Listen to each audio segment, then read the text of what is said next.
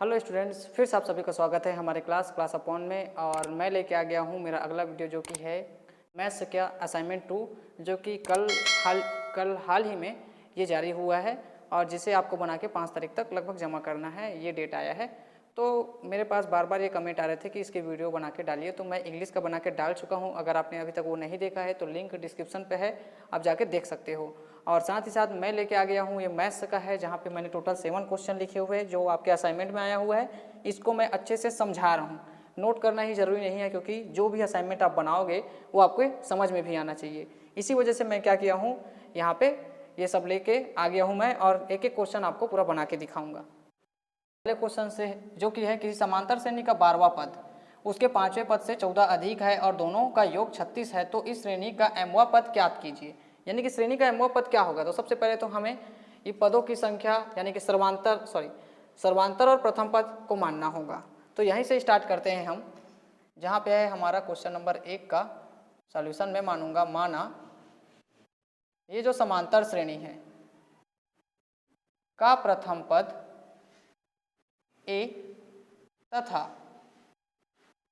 सर्वांतर D है। फिर उसके बाद मैं आ जाऊंगा प्रश्नानुसार 12वां पद, तो मैं सूत्र लगाऊंगा ए एन बराबर ए प्लस एन माइनस 1 डी का, जहां पे प्रथम पद और सर्वांतर तो हमने माने हुए हैं। एन जो है वो क्या हो जाएगा, 12वां पद, यानी कि एन के जगह आ जाएगा 12। तो मैं लिखूंगा 12वां पद, ये हो जाएगा तुम्हारा ए प्लस 12 ऋण 1 डी, यानी कि ये हो जाएगा ए प्लस 11 डी।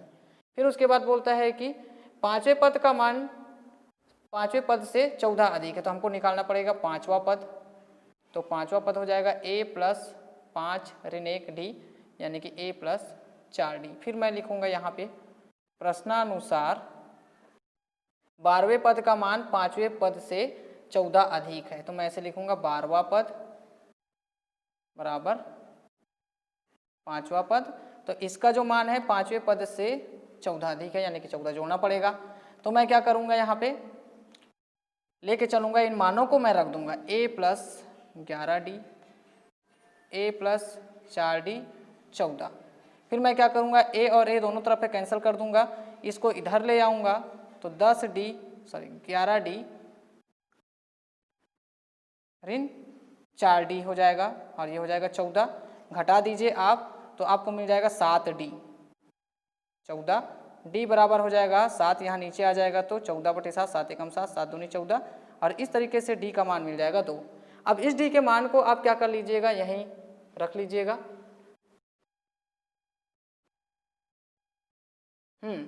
डी का मान तो हमने यहाँ निकाल लिया है, लेकिन इसको रखेंगे कैसे। अगर मैं यहाँ रखता भी हूँ तो हमें यहाँ पे पद का मान नहीं दिया गया है, तो क्या करना, दोनों का योग क्या है 36 है।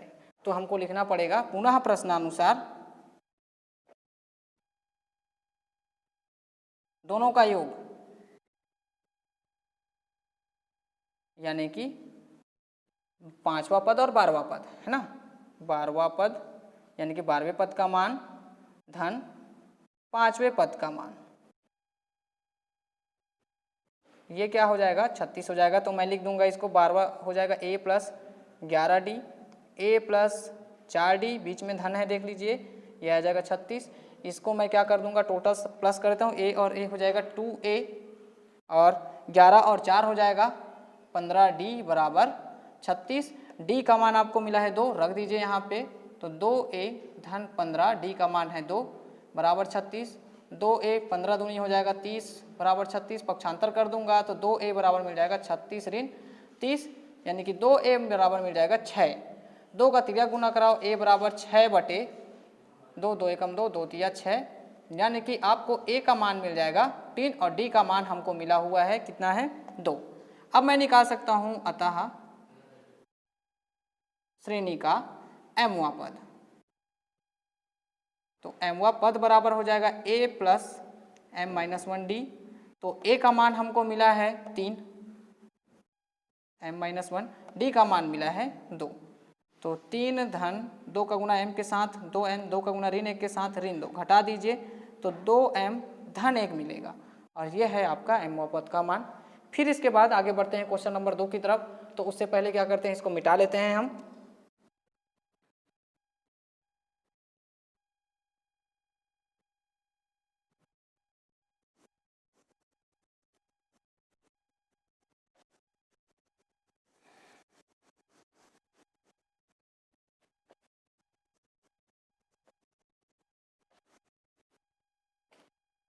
क्वेश्चन नंबर 2 में देखिए यहाँ पे जो समांतर श्रेणी है हमको दिया हुआ है, साथ ही साथ उसका अंतिम पद दिया हुआ है, पदों की संख्या यानी कि n निकालना है। तो मैं क्या करता हूँ, यहाँ से 2 सॉल्यूशन मैं लिखता हूँ। दिया है, हमको दिया है प्रथम पद a बराबर क्या दिया है 8, द्वितीय पद b बराबर हमको दिया है 15, ये हो गया देखो। फिर उसके बाद है अंतिम पद, अंतिम पद क्या है 218 है, लिख देते हैं।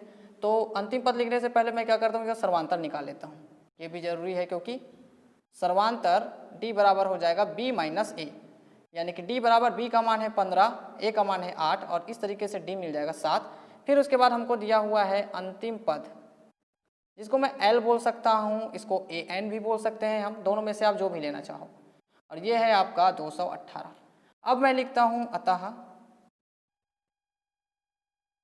ये nवां पद हो जाएगा l बराबर a plus n minus 1d से। l का मान दिया है 218 रख दीजिए, a का मान दिया है 8 रख दीजिए, n हमें पता नहीं है, n का मान ही तो हमको क्या करना है, निकालना है, पदों की संख्या n। d का मान है यहाँ पे हम निकाला है 7, 218 8, 7 का गुना n के साथ 7n, 7 का गुना ऋण 1 के साथ ऋण 7, 8 में 7 घटा दीजिए 1 मिल जाएगा आपको, 8 में 7 घटाएंगे 1 मिलेगा धन 7n। तो एक को इधर ले आएंगे तो ऐसे लिखता हूँ मैं 7n बराबर 218 ऋण 1, तो 7n बराबर 217, 7 का तिर्यक गुना कराइए तो n बराबर 217 बटे 7, 7 एकम 7, 7 तिया 21, 7 एकम 7, n बराबर 31। अतः पदों की संख्या हमको मिल जाएगा 31 होगी। तो इस तरीके से क्वेश्चन नंबर 2 बनेगा, ध्यान से आप नोट कर लीजिएगा। मिटा लेते हैं इसको भी, इसके बाद बढ़ेंगे फिर हम बने क्वेश्चन नंबर 3 की तरफ। क्वेश्चन नंबर 3 में बोलता है सिद्ध कीजिए, ये अनुपात समानुपात वाले चैप्टर से लिया गया है, चैप्टर नंबर 5 है ये। यदि a अनुपात b बराबर c अनुपात d हो तो के नियम के द्वारा a square plus C square B square plus D square बराबर ac बटे में bd, इसको प्रूफ करके दिखाइए। तो हम लेते हैं यहाँ पे, मैं लिखता हूँ यहाँ पे दिया है, हमको दिया है अनुपात a अनुपात b बराबर c अनुपात d, इसी को मैं क्या करता हूँ ऐसे लिखता हूँ a बटे b बराबर c बटे d बराबर k। फिर मैं लिखूँगा यहाँ a बटे b के बराबर भी k होगा, c बटे d के बराबर भी k होगा, तो b का मैं ऐसे तिर्यक गुना करा दूंगा, d का तिर्यक गुना, तो a बराबर b के, c बराबर मुझे मिल जाएगा d के। इन मानों को मैं क्या करता हूँ, लेफ्ट हैंड साइड और राइट हैंड साइड मान के लिख देता हूँ। तो मैं लिखता हूँ लेफ्ट हैंड साइड बराबर a square plus c square b square plus d square, यहाँ पे मान रख देते हैं। a का मान है b के, वर्ग है तो वर्ग, c का मान है d के, वर्ग है तो वर्ग लगा दीजिए, और यहाँ पे कुछ नहीं रखना है, ये वैसे ही रहेगा b square plus d square. और k नियम यूज कर रहे हैं, देखो हमने k माना है, यही k का नियम है, तो ये हो जाएगा आपका b square k square d square k square b square plus d square. k square को कॉमन निकाल दो इस तरीके से, तो आपको मिल जाएगा b square plus d square b square plus d square. देखिए दोनों क्या है, बिल्कुल सेम है, क्या कर दीजिए, इसको कैंसिल कर दीजिए, आपको मिल जाएगा k square left hand side. समीकरण 1 मान के इसको छोड़ दीजिएगा। फिर आगे बढ़िए, यहाँ पे दिया AC बराबर BD, तो मैं ले रहा हूँ, इधर ले लेता हूँ राइट हैंड साइड को, AC बटे में BD। तो A का मान हमको पता है क्या है, A का मान हमने निकाला है B के, C का मान क्या है D के, BD ये वैसे ही रहेगा, सॉरी C का मान D के है इस तरीके से। और यहाँ पे k गुना k का वर्ग हो जाएगा, b और d आ जाएगा, b और d नीचे में है, कैंसिल कर दीजिए, आपको मिल जाएगा k स्क्वायर, जो कि क्या है राइट हैंड साइड। तो देखिए लेफ्ट हैंड साइड में भी k स्क्वायर है, राइट हैंड साइड में भी k स्क्वायर है, लिखना समीकरण 1 व 2 से क्या हो जाएगा, लेफ्ट हैंड साइड बराबर राइट हैंड साइड। इसी तरीके से बहुत ही आसानी से ये भी कंप्लीट हो जाता है, प्रूफ हो जाता है। फिर आते हैं क्वेश्चन नंबर 4 की तरफ। बहुत ही आसान आसान क्वेश्चन असाइनमेंट में दिए गए हैं और इसे नोट करना ही जरूरी नहीं है, आपको ये आना भी चाहिए। फिर इसके बाद देखिए क्वेश्चन नंबर 4, 10, 18, 22, 38 में हर एक में मैं क्या जोड़ूं कि ये संख्याएं क्या हो जाए, समानुपाती हो जाए। तो क्या करते हैं, ले लेते हैं यहाँ पे हम, माना हम x जोड़ते हैं।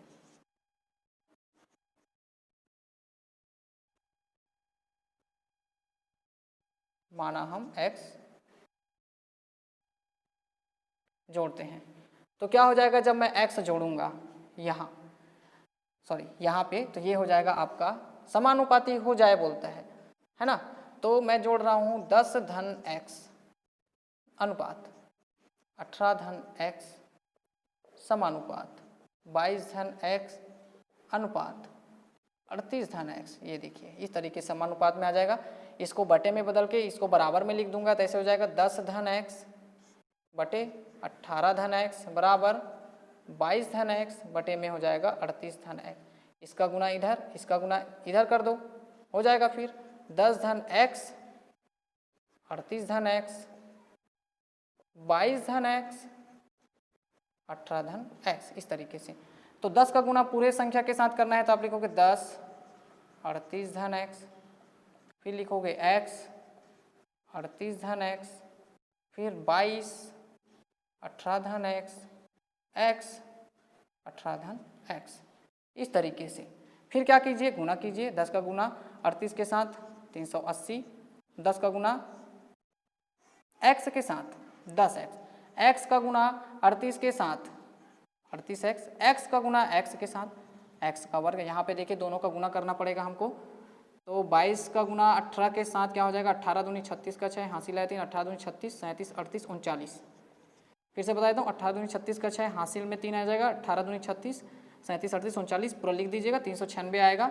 22 का गुना फिर x के साथ कराओगे तो 22x, x का गुना 18 के साथ 18x, x का गुना x के साथ x का वर्ग। दोनों तरफ x स्क्वायर प्लस में है, कैंसिल करके छोटा बना दो।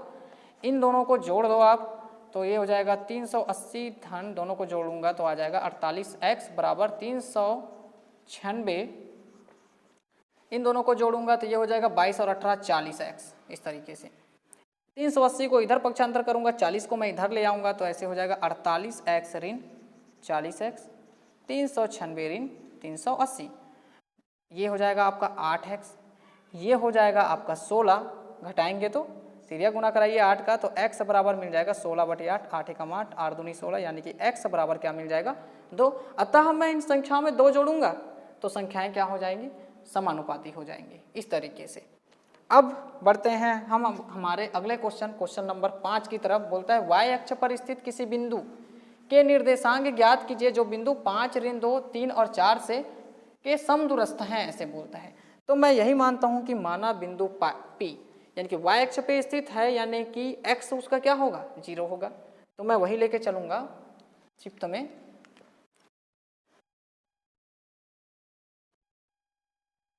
माना बिंदु P 0 y,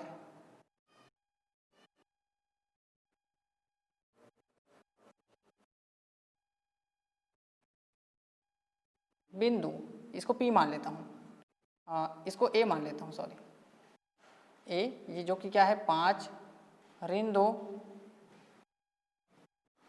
तथा B मान लेता हूँ मैं 3 4 के समदूरस्थ हैं, के समदूरस्थ हैं। अतः क्या हो जाएगा पी ए बराबर पी बी, दोनों के बीच की दूरी एक बराबर होगी। दूरी का मैं सूत्र लगाऊंगा तो दूरी का सूत्र लगाने से पहले मैं आपको बता देता हूं कि आपको सूत्र कैसे लगाना है और क्या मानना है इसको। आप इसको मानोगे x1 y1 x2 y2 और इसको मान लेना x2 डैश y2 डैश। इस तरीके से जब आप मानोगे तब आपका सही आंसर निकलेगा। तो सूत्र कैसे लगाएंगे देखो,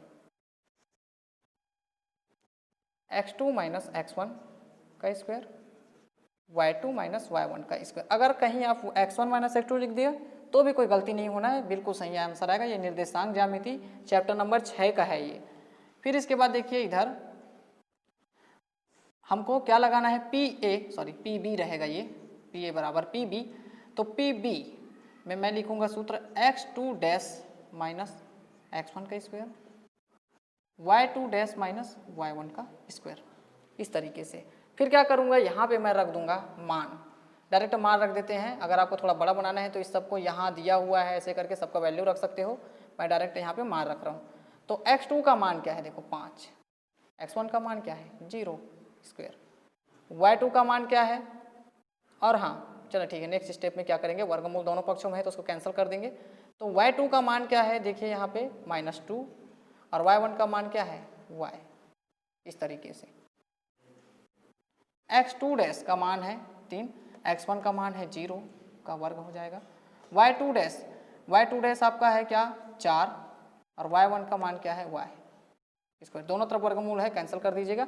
आप इसको यहीं कैंसिल कर सकते हो, यहाँ पे आगे लिखने की जरूरत नहीं है, आप चाहे तो इसको मिटा दीजिएगा।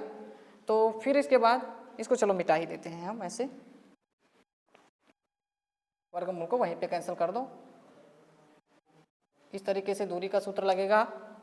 फिर देखिए 5 ऋण 0 यानी कि ये हो जाएगा 5 का वर्ग, ऋण 2 ऋण y, ऋण को बाहर निकालूंगा स्क्वायर यानी कि ये हो जाएगा 2 धन y का स्क्वायर, क्योंकि माइनस का स्क्वायर भी प्लस हो जाएगा। फिर ये हो जाएगा 3 का वर्ग, 4 ऋण y का वर्ग, 5 का वर्ग हो जाएगा 25।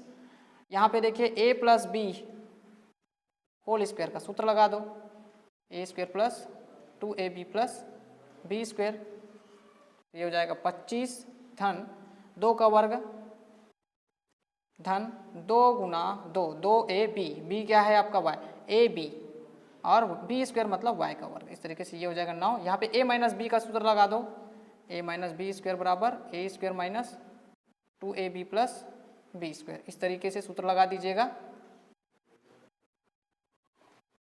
लिख भी दीजिएगा, आपके समझने के लिए है ये, क्योंकि ऐसा हमने सूत्र लगाया।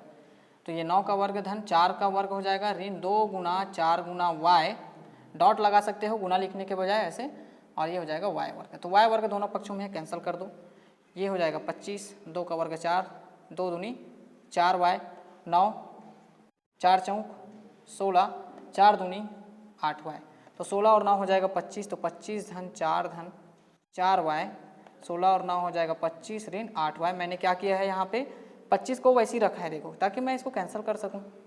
फिर क्या हो जाएगा, देखिए इसको इधर ले आइएगा आप और इसको इधर लेके जाइएगा, तो y बराबर यहाँ पे देखिए 4y, ऋण 8 इधर आके हो जाएगा धन 8y, धन 4 इधर जाके ऋण 4 हो जाएगा, तो ये हो जाएगा 8 4 12y, ऋण 4 तिरिया गुना कराइए तो y बराबर मिल जाएगा ऋण 4/12, 4 एकम 4, 4 तिया 12, यानी कि हमको y बराबर मिल जाएगा ऋण 1/3। तो वो जो बिंदु है P, उसका निर्देशांक क्या होगा 0, ऋण 1/3 होगा। यहाँ से देख के इसको नोट कर लीजिएगा आप, और कोई भी डाउट हो तो आप हमें कमेंट कीजिएगा, हम उसको नेक्स्ट वीडियो में समझाने की कोशिश करेंगे। तो अब आते हैं हम हमारे क्वेश्चन नंबर 6, जहाँ पे मूल बिंदु से हमके इस बिंदुओं की प्रवणता निकालना है। तो बहुत ही छोटा क्वेश्चन है ये,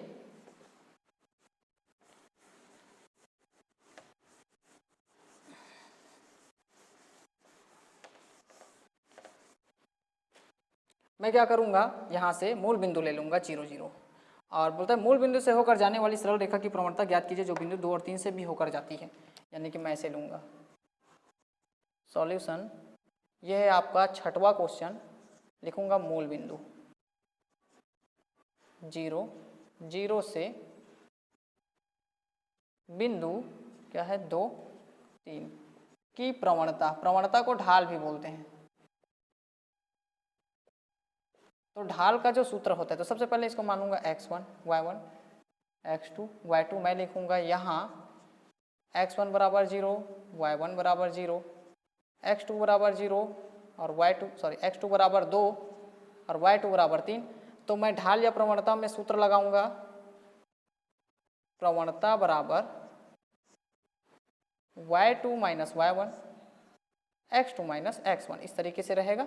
तो y2 का मान क्या है 3, y1 का मान 0 है, x2 का मान क्या है 2 और x1 का मान 0 है, और इस तरीके से आपको मिल जाएगा 3/2 इसका ढाल या प्रवणता जिसको हम बोलते हैं।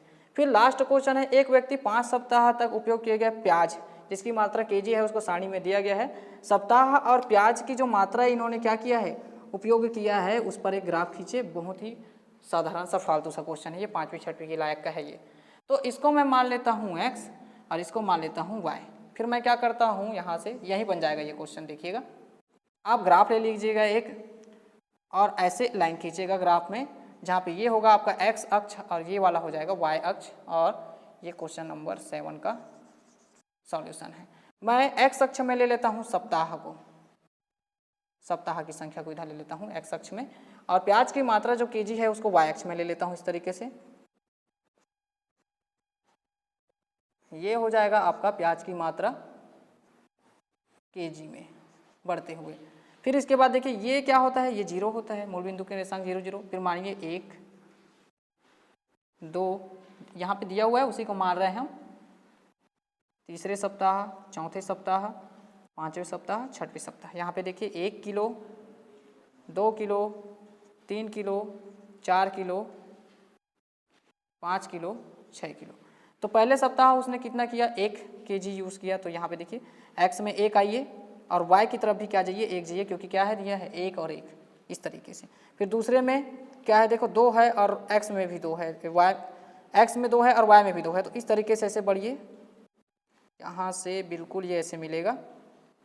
मैं आपको दिखा देता हूँ ऐसे, थोड़ा सा ये ऊपर जाएगा। ग्राफ में करेंगे तो ये और ज़्यादा अच्छे से बनेगा। ये बहुत ही आसान है, इस वजह से इसको इसी बता रहा हूँ। नहीं समझ आएगा तो मुझे कमेंट कीजिएगा, मैं ग्राफ में बना के दिखा दूंगा आपको इस तरीके से। ये बिंदु पे मिल जाएगा, थोड़ा सा टेढ़ा हो रहा है। फिर उसके बाद देखिए ये 3,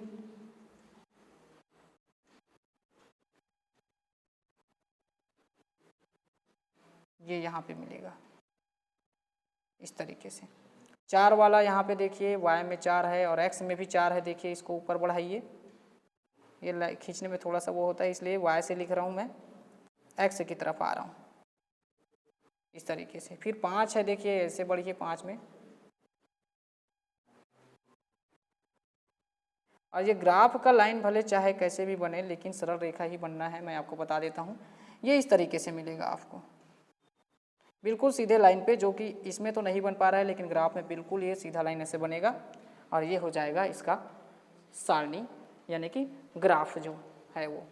तो आई होप स्टूडेंट आपको हमारा ये वीडियो अच्छा लगा होगा। हमने बहुत ही मेहनत से ये वीडियो बनाया है। अगर आपको अच्छा लगे तो अपने दोस्तों तक शेयर कीजिए, हमारे चैनल को सब्सक्राइब कीजिए और ऐसे ही सपोर्ट हमें करते रहिए। धन्यवाद।